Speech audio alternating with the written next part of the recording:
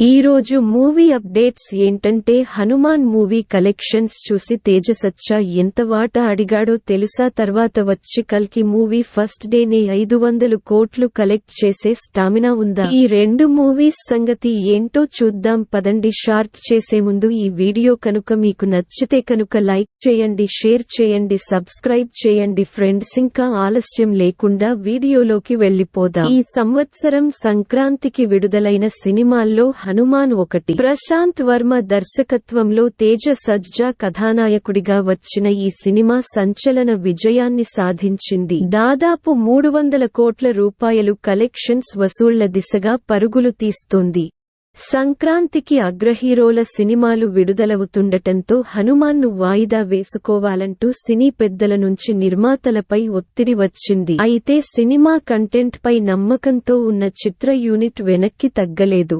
వారి అంచనాలకు తగ్గట్లుగానే వసూళ్ల వర్షం కురిపిస్తోంది. ఒక రకంగా ఇది ఎవరూ ఊహించని అద్భుతమని చెప్పొచ్చు.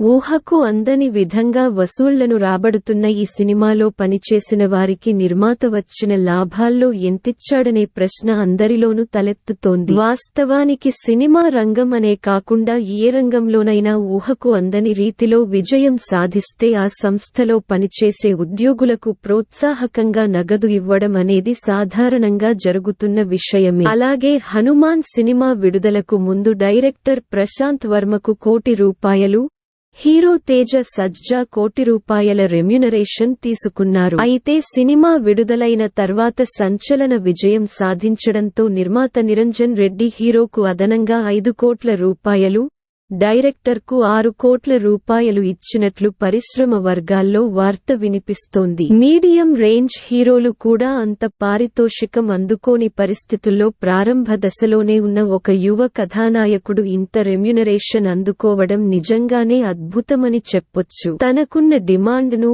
వచ్చిన పేరును భవిష్యత్తులో తేజ ఎలా ఉపయోగించుకుంటాడో చూడాల్సి ఉంది. తర్వాత వచ్చి కల్కి మూవీ గురించి తెలుసుకుందాం. నెక్స్ట్ సమ్మర్లో రానున్న భారీ పాన్ ఇండియా సినిమా కల్కి. సలార్ వంటి భారీ గ్రాండ్ హిట్ తర్వాత పాన్ ఇండియా స్టార్ ప్రభాస్ నుంచి రాబోతున్న చిత్రమిది. దీనిపై మొదటి నుంచి ఊహకు మించిన భారీ అంచనాలు నెలకొన్నాయి.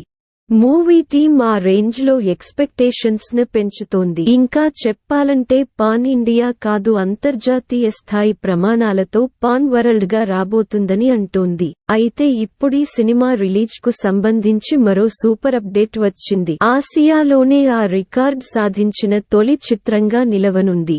అదేంటో తెలుసుకుందాం. గతేడాది సలార్ సినిమాతో బ్లాక్ బస్టర్ హిట్ అందుకున్నారు rebel star hero Prabhas. Next ఈ హీరో కాంపౌండ్ నుంచి రాబోతున్న సినిమా కల్కి 2898 AD. సైన్స్ ఫిక్షన్ జోనర్లో ఇది రాబోతుంది. ఇప్పటికే రిలీజ్ చేసిన గ్లింప్స్ నెట్ ఇంటర్వ్యూస్ ను అందుకుని టాక్ ఆఫ్ ది టౌన్ గా నిలిచింది. అయితే ఈ చిత్రం మొదటి నుంచే పురాణాలను టచ్ చేస్తూ తెరకెక్కుతోందని ప్రచారం సాగుతున్న సంగతి తెలిసిందే. ప్రభాస్ కల్కి అవతారంలో కనిపించనున్నారని అన్నారు. బిగ్ బి అమితాబ్ బచ్చన్ పాత్రను అశ్వత్థామను రిఫరెన్స్ గా తీసుకుని డిజైన్ చేసినట్లు చెప్పారు. Universal star Kamal Haasan villain గా నటిస్తున్నారు. బాలీవుడ్ హాట్ భామలు దీపికా పదుకొనే, దిశా పటానీ ఇతర పాత్రల్లో నటిస్తున్నారు. ఇకపోతే ఈ చిత్రాన్ని ఏకంగా 3 భాగాలుగా తెరకెక్కిస్తున్నట్లుగా కూడా రూమర్స్ వచ్చాయి.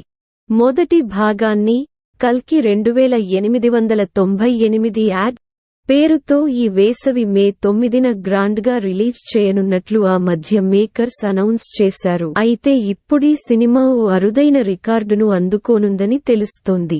ఈ చిత్రాన్ని దాదాపు 25కు పైగా భాషల్లో రిలీజ్ చేస్తున్నారట.